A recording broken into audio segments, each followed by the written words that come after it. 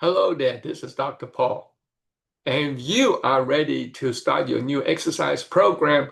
You suddenly have lots of recommendation from your friends that you should take some pre-workout supplements so you can actually do better with your exercise. So I'm here to give you the skinny on that and determine whether that is really for you or not. So they come in all sorts of different things, from powders to gel packs to gummies, and even if you're lazy enough, you can buy it in a drink. Some of them are sugar-free, some of them actually has sugar in it.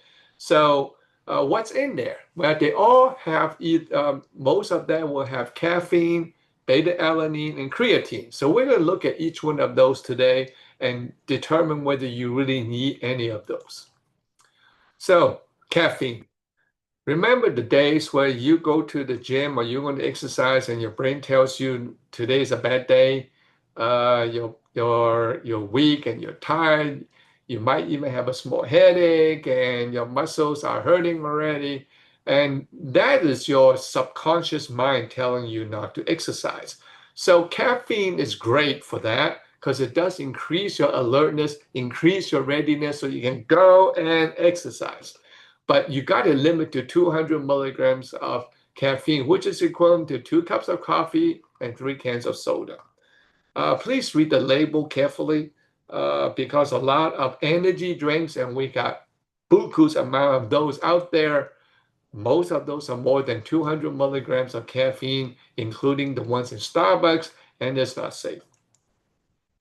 The second ingredient that you will find is called beta-alanine. That is a safe supplement. Okay, so when you are really sprinting for a mile or you are doing powerlifting, you feel your muscle starts to hurt.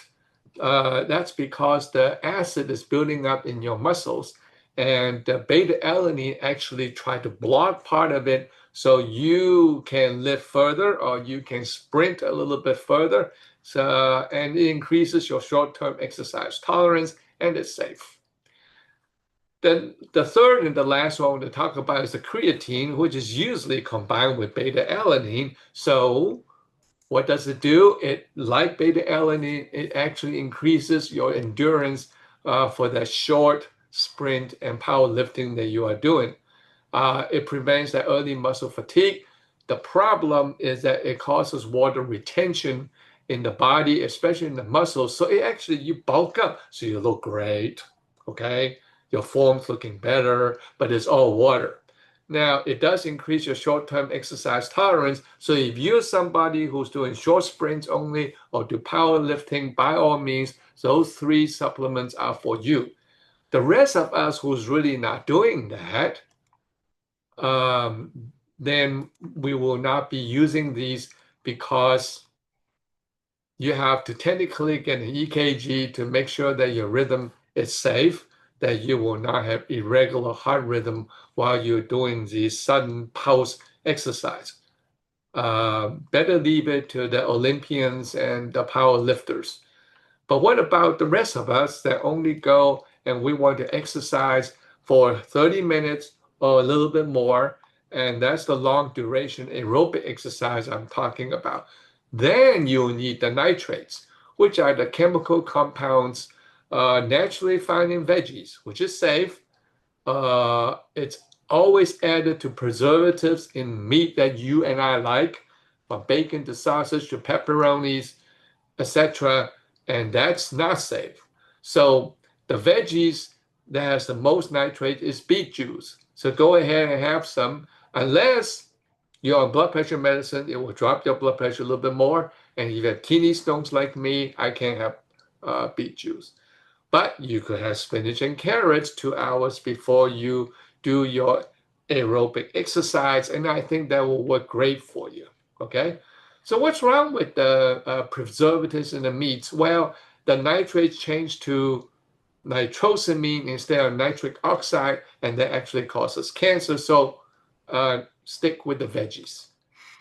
But what is the most important supplement anyway? Yes, it's water. 8 ounces before you exercise, 32 ounces during your exercise, and 8 ounces afterwards. If you happen to decide to take creatine, you need to double up the water because it causes dehydration as it all moves into your muscles to bulk it up for you. So, if you like what you hear today and you think this is important and you learn a lot, please give me a thumbs up and encourage your friends and your family to review my videos. In the meantime, I would like to talk to you again in about another week for more videos on exercise.